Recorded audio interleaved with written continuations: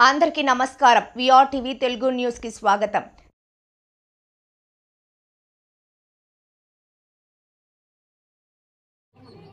విద్యాబుద్ధులు లేని వీళ్ళు ఈరోజు స్వాతంత్రం వచ్చింది, ఈ సంపద పైన మాకు కూడా హక్కు ఉందని చెప్పి వాళ్ళకి ఎట్లా తెలుస్తుంది? కాబట్టి ఈరోజు దేశ సంపద 100 రూపాయలు అయితే ఆ 100 రూపాయల్లో మా వాటా ఎంతో వర్గీకరించండి, మా వాటా మాకు ఇవ్వండి. ఎందుకంటే ఈ వాటాలో మేము హక్కుదారులం కాబట్టి మాకు అడిగే రైట్ ఉంది అన్నప్పుడు గాంధీ మహాత్ముడు, అంతకుముందు నెహ్రూ, పటేల్ లాంటి వాళ్ళందరూ కూడా ఈయన షెడ్యూల్ కులాలని భారతదేశ ప్రజల నుంచి వేరు చేయాలని చూస్తున్నాడు, మా ఐక్యతను చెడగొడుతున్నారు, మేము ఉమ్మడిగా ఉండి మేము అనుభవించాలనుకుంటుంటే దాన్ని దెబ్బతీయడానికి ప్రయత్నం చేస్తున్నాడని చెప్పి ఆ రోజు అంబేద్కర్ను వీళ్ళంతా వ్యతిరేకించారు. అయినా కూడా అంబేద్కర్ మొండిగా పట్టుదల బట్టి, అయ్యా మేము ఎంత జనాభా ఉన్నామో మాకు అంత వాటా ఇవ్వాల్సిందే, ఇప్పుడున్నటువంటి ఈ దేశ సంపదలో మాకు రిజర్వేషన్ పేరు మీద 15% వాటా ఇవ్వాల్సిందే అని చెప్పి మొండి పట్టుదల పడితే కాదని లేని పరిస్థితుల్లో ఒప్పుకున్నారు. ఆ విధంగా మొత్తం సంపదలో నుంచి 15% వర్గీకరింపబడింది. ఈరోజు మేము అడిగేది కూడా అదే.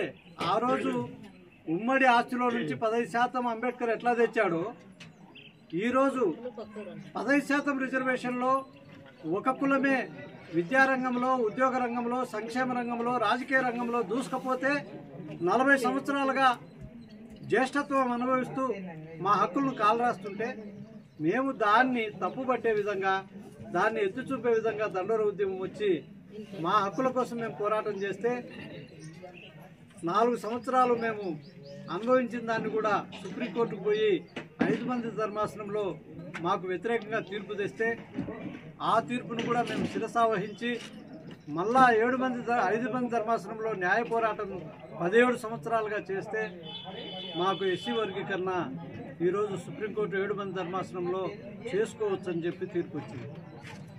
కాబట్టి ఎవరి వాటా వాళ్ళు అనుభవించడం తమ్ము, మీది మేమే తింటాం, మాది మేమే తింటాం, మీరు మాట్లాడితే అన్యాయం చేస్తున్నారు రిజర్వేషన్ విషయంలో అని మాట్లాడతామంటే కుదరదు. మాలా మేధావులకి, పెద్దలందరికీ కూడా మేము హెచ్చరిస్తున్నాం. ఎస్సీ వర్గీకరణ సామాజిక న్యాయ సూత్రానికి విరుద్ధంగా లేదు, సామాజిక న్యాయ సూత్రానికి అనుకూలంగా ఉంది. ఎస్సీ వర్గీకరణ వల్లనే మాలా మాదిగల మధ్య ఐక్యత వస్తుంది. ఎస్సీ వర్గీకరణ జరగకపోతే మాలా మాదిగల మధ్య అగాధం ఏర్పడుతుంది. ఈ అగాధం ఎంతగా పోతుందంటే రేపు అన్నదమ్ముల్లాగా ఉన్న మనము మాలల మీద దాడులు జరిగితే మాదిగలు చూసి చూన్నట్టు పోవాల్సిన పరిస్థితులు ఏర్పడతాయి. జాగ్రత్త పడండి. మేము ఎప్పుడూ మీకు అండగా ఉన్నాం, అట్లే మీరు కూడా మాకు అండగా ఉండండి. ఉన్న రిజర్వేషన్ 15% ఎవరి ప్లేట్లో వాళ్ళకి అన్నం మాదిరిగా అన్నం పెట్టినట్టు పెడితే తినడానికి ఏమైంది? లేదు మేము కలిసే తింటాము అంటే అది చాలా తప్పు. ఎందుకంటే 40 ఏళ్లుగా కలిసి తిన్న కారణంగా ఏమైంది? ఉద్యోగాల్లో మీదే వాటా ఎక్కువైపోయింది, సంక్షేమ రంగంలో మీ వాటానే ఎక్కువైపోయింది, రాజకీయ రంగంలో మీ వాటానే ఎక్కువైపోయింది. అందుకు కావాల్సిన లెక్కలు చాలా క్లియర్గా తెలియజేస్తున్నాయి. మరి మీకు సిగ్గు అనిపించట్లేదా? వాళ్ళది కూడా మేమే తీసుకోవడం తప్పు అనిపించట్లేదా? కాబట్టి మేము హెచ్చరిస్తున్నాం, ఈ అగాధాన్ని పూడ్చండి. ఇంకా తప్పుల మీద తప్పులు చేస్తే రేపు మీరు చాలా ఇబ్బందులు పడతారు. అందులో మాలలు చాలా నిరుపేదలు ఉన్నారు, వాళ్ళు గ్రామాల్లో చాలా కష్టాలు అనుభవిస్తున్నారు. వాళ్లకు మేము సోదరులాగా హక్కున చేర్చుకోవాల్సిన బాధ్యత మా మీద ఉంటుంది. దయచేసి ఈ అగాధాన్ని పూడ్చడానికి ప్రయత్నం చేయండి అని చెప్పి వాళ్ళకు హెచ్చరిస్తున్నాం. సామాజికకర్త, మాదిగల ప్రతినిధి మందా కృష్ణ మాదిగ్ గారు పిలుపిచ్చారు, దాన్ని మేము స్వాగతిస్తున్నాం. మా శ్రేణులు ఎక్కడెక్కడ ఉన్నాయో ఆ శ్రేణులన్నీ కూడా రేపు ఫిబ్రవరి 7వ తారీఖున జరిగే హైదరాబాద్ దిగ్బంధాన్ని 100% జయప్రదం చేయాల్సిన బాధ్యత మాదిగ ప్రజలందరిపైన ఉంది, ప్రత్యేకించి కళాకారులపైన ఉంది.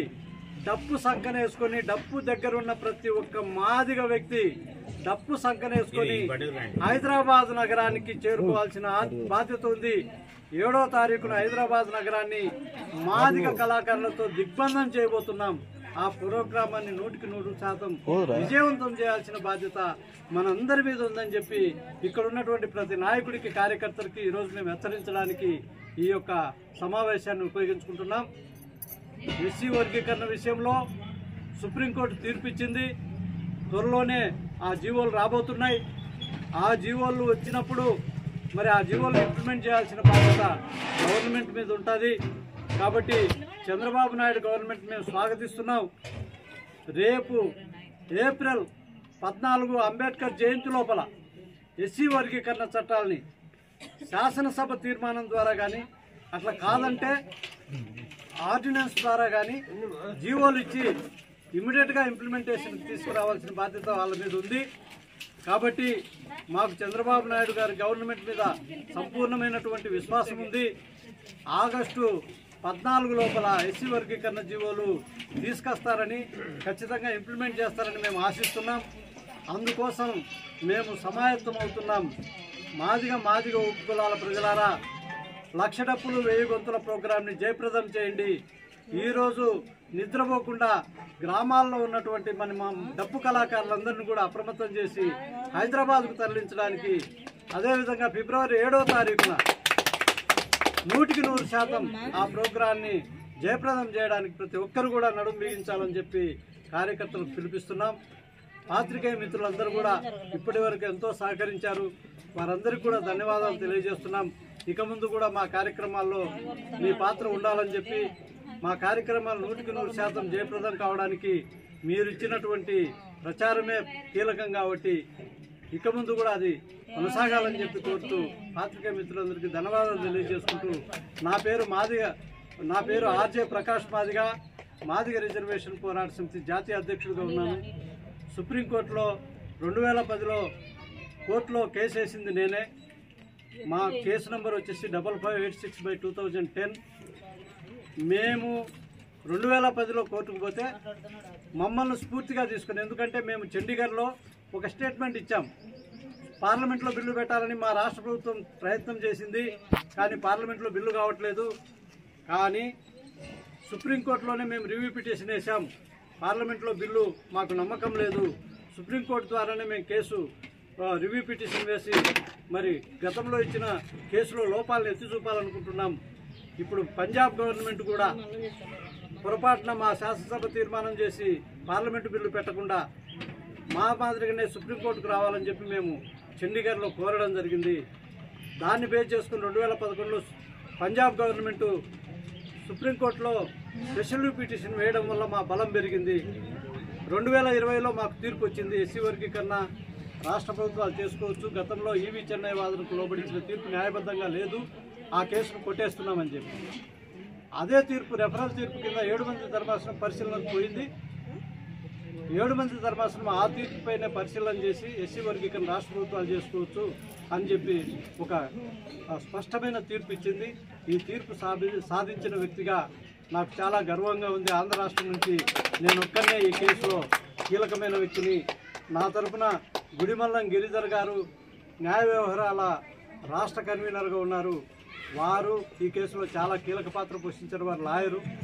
మరి గుడిమల్లం గిరిధర్ గారి ప్రయత్నం, మా ప్రయత్నం వల్ల ఈరోజు ఎస్సీ వర్గీకరణ జీవోలు రావడానికి కమిషన్లు ఏర్పడినాయి.